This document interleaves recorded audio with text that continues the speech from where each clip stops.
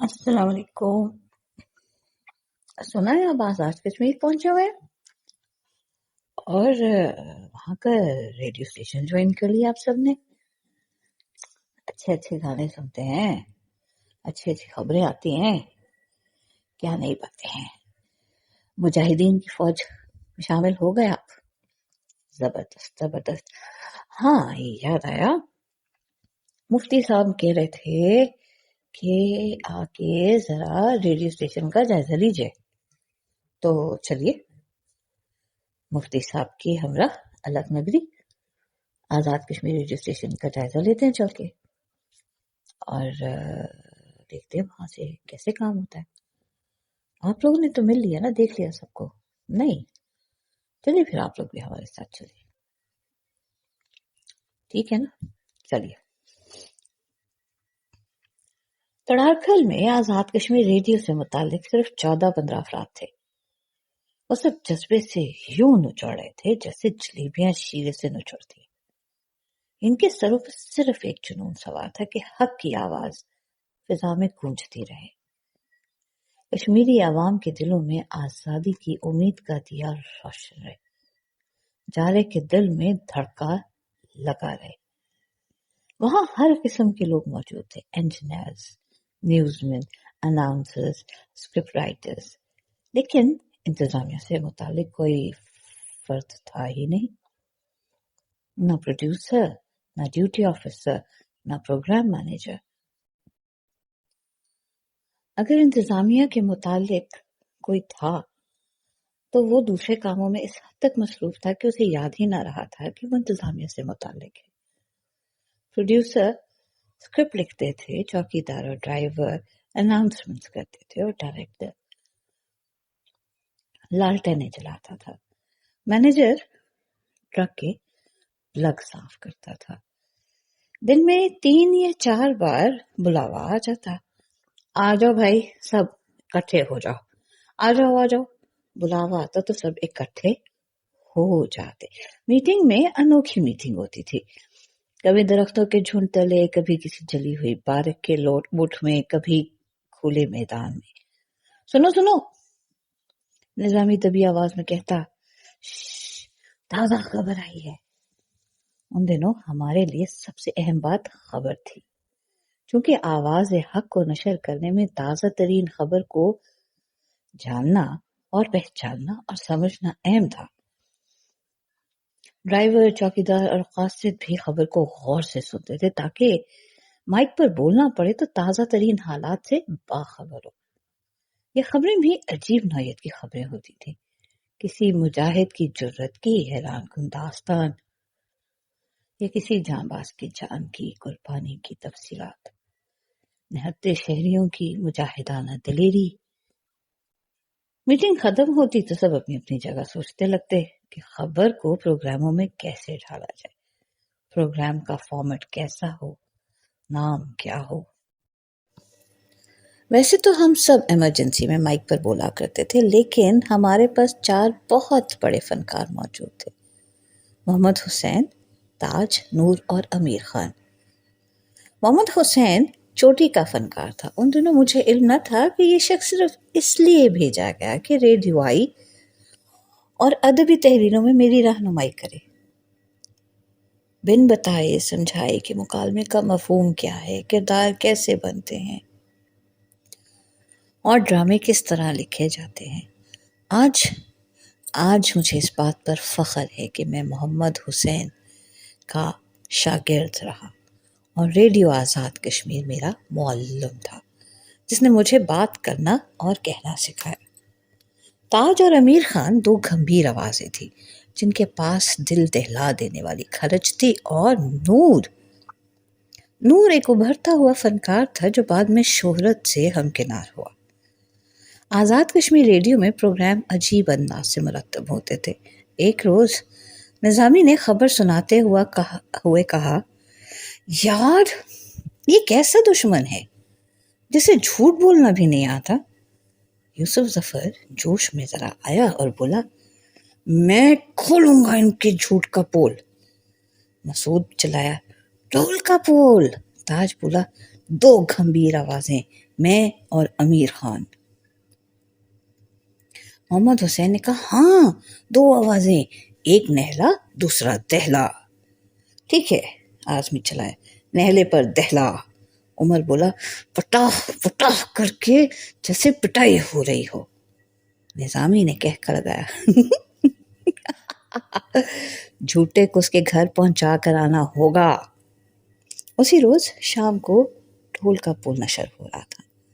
تاج اور امیر خان نشر کر رہے تھے، ساتھ ساتھ یوسف ظفر پرچیوں پر لائنیں لکھ لکھ کر دیے جا رہا تھا۔ وہاں اتنا وقت میسر نہ تھا کہ اسکرپٹ پورا لکھ کر دیا جائے اور پھر نشر ہو جائے، اس لیے اسکرپٹ ساتھ ساتھ لکھا جاتا تھا اور نشر کرنے والوں کو یوں دیا جاتا جیسے چڑیا بچوں کو چوگا دیتی ہے۔ بہرصورت ڈھول کا پول نشر ہو رہا تھا، نہلے پر دہلا پڑ رہا تھا، پٹاخ پٹاخ پٹائی ہو رہی تھی۔ نظامی کھڑا سن رہا تھا۔ یار یہ ہاتھ ذرا کمزور رہا۔ اجی اگلا ہاتھ سنیے، یوسف ظفر کہہ رہا تھا، ہم نے کسر پوری کر دی ہے۔ اس پٹاخ پٹاخ کی آواز کو کئی سال وادی میں سنا گیا۔ ایک روز محمد حسین میرے پاس آیا، بولا یار مفتی جی ایک پروگرام ذرا ہٹ کے ہو جائے، دبانگ آوازوں میں پٹائی تو ہوتی ہی رہتی ہے، ایک پروگرام دھیمی آواز میں ہو جائے۔ میں نے کہا کیا مطلب؟ کہنے لگا بھارت کے دل کی باتیں باہر لائی جائیں۔ میں نے کہا مثلاً؟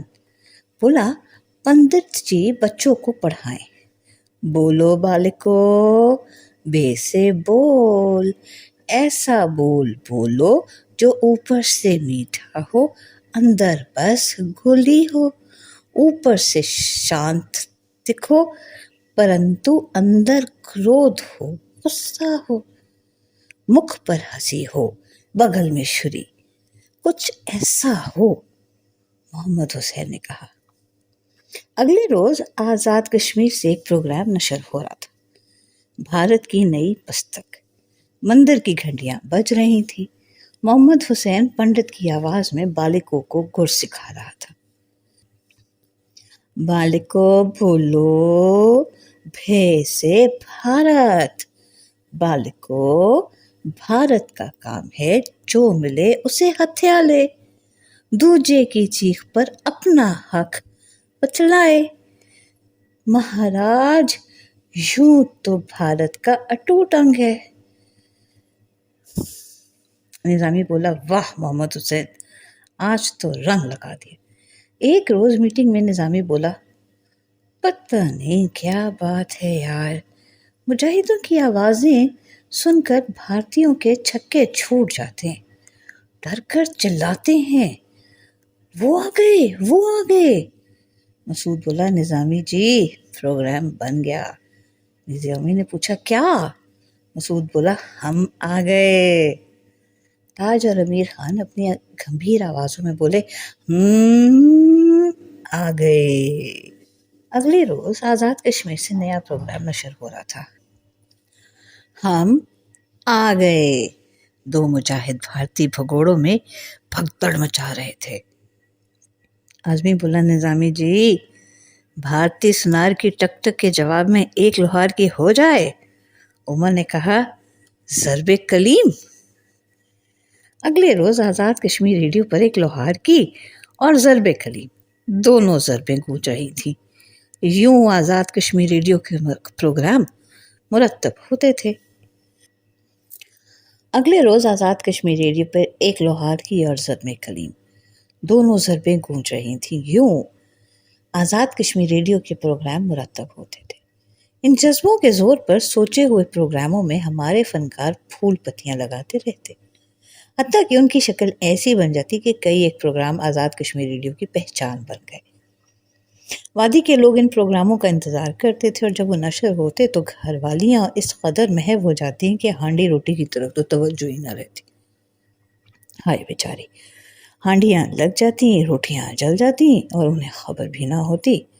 محنت کش بیچارے کام چھوڑ کر بیٹھ جاتے۔ اس دور دراز جگہ پر بھی ہمیں بے شمار خط موصول ہوتے تھے۔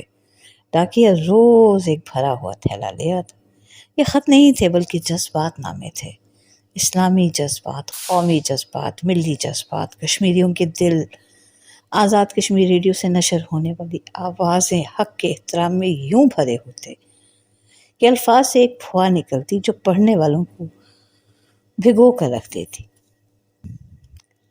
ان خطوط کو پڑھ کر ہمیں احساس ہوتا کہ ہماری آواز کو سامعین کس عقیدت سے سنتے ہیں، کس لگن سے آزاد کشمیر کی آواز کا انتظار کرتے، اور کس جذبے سے آزاد کشمیر ریڈیو کی آواز حق کو دعائیں دیتے ہیں۔ سچی بات یہ ہے کہ ان خطوط کے مطالعے سے ہی مجھے احساس ہوا کہ واقعی ہم قوم کی خدمت کر رہے ہیں اور سامعین کے دلوں میں ہم سب کا کس قدر احترام ہے۔ جب بھی ہم یہ خطوط نظامی صاحب کو دکھاتے تو وہ کہتے نہ بھائی، مجھے یہ خط نہ دکھاؤ۔ یہ خط پڑھ کر اس قدر تفخر پیدا ہوتا ہے کہ ایسے محسوس ہوتا ہے جیسے ہم سب اسلام اور قوم کے خادم نہیں بلکہ ہیرو ہیں۔ اس احساس تفاخر سے بچو ورنہ گڑبڑ ہو جائے گی۔ یاد رکھو ہمارا کام خدمت کرنا ہے۔ اہل کشمیر کے لوگ ہمیں خطوط بھیجنے کے علاوہ پاکستان بھر سے بھی ہمیں خطوط بھیجے جاتے تھے۔ ان خطوط میں لکھا ہوتا کہ مجھے اجازت دیجیے میں بھی چند روز کے لیے آپ کے ساتھ قوم و ملک کی خدمت کروں۔ میں اس بات کا خواہش مند ہوں کہ آزاد کشمیر ریڈیو میں کچھ دن کام کروں۔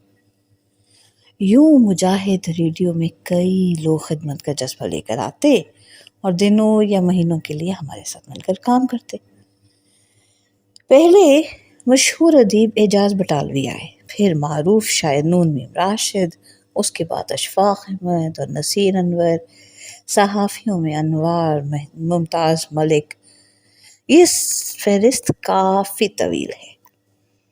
میں مجاہد ریڈیو کا ممنون احسان ہوں اور ہمیشہ رہوں گا، جس نے مجھے صرف لکھنا ہی نہیں سکھایا بلکہ اسلامی جذبے سے بھی شناسا کرایا، ورنہ میں ایک مغرب زدہ فرد تھا اور منہ زبانی مسلمان۔